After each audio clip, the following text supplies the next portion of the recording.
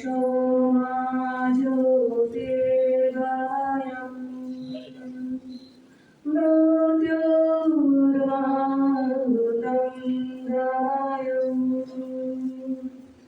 ॐ शान्तिः शान्तिः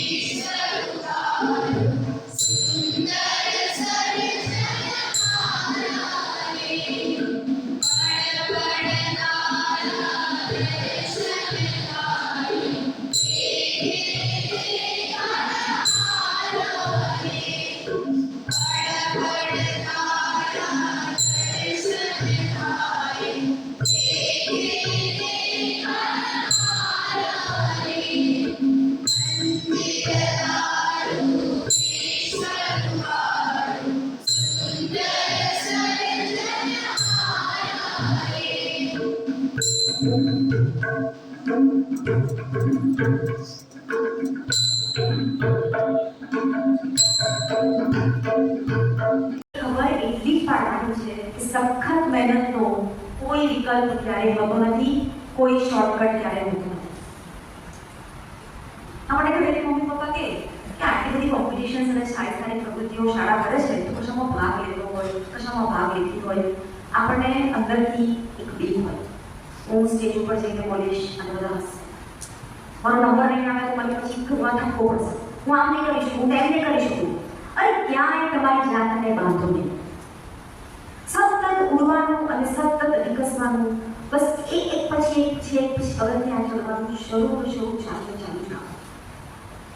ક્યાંય અટકશો નહીં, એટલે 110% એક દિવસ સફળતા તમને સામે આવી જશે. જે દિવસ તમે ગીવ અપ કર્યું, ઓહ હવે આનાથી વધારે ઝડપથી ના થાય, 6-7 કલાક તો બહુ થઈ ગયા, આનાથી વધારે હું ના કરી શકું, મારી કેપેસિટી નથી. તો જ્યાં તમે તમારા માઇન્ડને, તમારા મનને એમ કહ્યું કે હવે આનાથી નહીં થાય, બહુ થઈ ગયું, ત્યાં તમે ગીવ અપ કરી નાખ્યું. અને એકવાર તમે ગીવ અપ કરી નાખો કે પછી ક્યારેય તમે જાતે ઊભા થવાના નહીં, આ પણ તમે યાદ રાખજો. બહુ ટેકાઓની જેને જરૂર પડે ને, એ શું હોય? એ છોડ કેવો હોય? નબળો હોય, વેલ હોય, બહુ તો તમારા વૈજ્ઞાનિક ભાષામાં કહીએ તો પરોપજીવી હોય, બરાબર? ટેકાઓ વગર જે ટટ્ટાર ઉભા રહે અને વિકસતા જાય, એ શું હોય? એવા વૃક્ષો હોય જે ફક્ત પોતાનું જ નહીં પણ પોતાના આશ્રયમાં આવનાર કંઈક કેટલાય જીવોનું કલ્યાણ કરી શકે. સાચી વાત કે ખોટી વાત? એટલે જાતને ઓળખવાની જરૂર છે.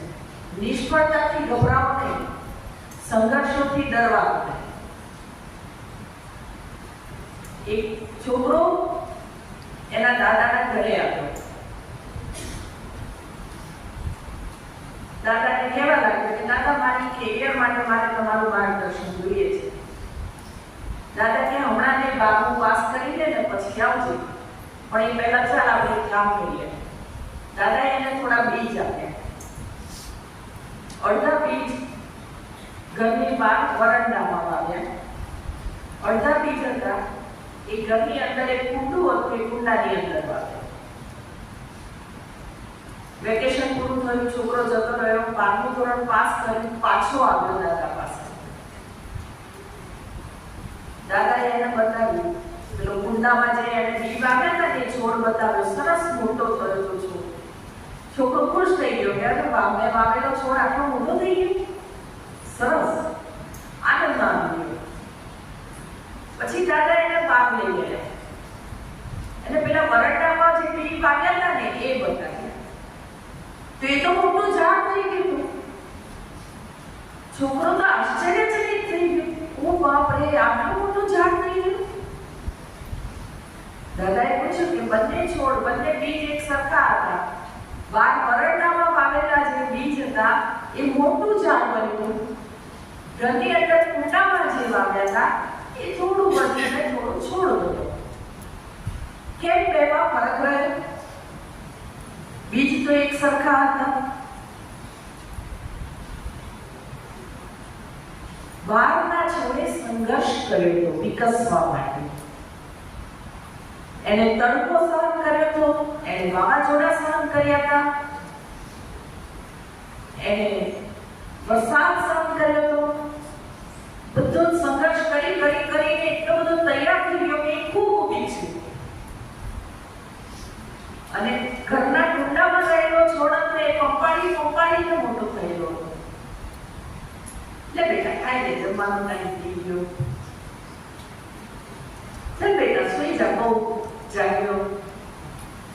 લે બેટા આમ કરી લે, લે બેટા એકલો ના જઈશ, હું આવીશ તારી સાથે. આળ તો પાડ. છોકરો વિકાસ અધૂરો રહે. તો તમે જ્યારે સ્કૂલિંગ પૂરું કરો છો, તમારી સ્કૂલ લાઈફ પૂરી કરો છો, પછી જાતને તૈયાર કરો સંઘર્ષો માટે, મુશ્કેલીઓ માટે. દયા ને એમણે જે બાપુ પાસેથી પ્રેરણા લઈ અને જે કાર્ય કર્યું છે તે અક્ષર ચાલુ રહે એવી મારી બાપુને ચરણોમાં પ્રાર્થના કરું છું. અને આપ સૌ પ્રગતિ કરો એવી મારી શુભકામના છે. જય નારાયણ, જય નારાયણ.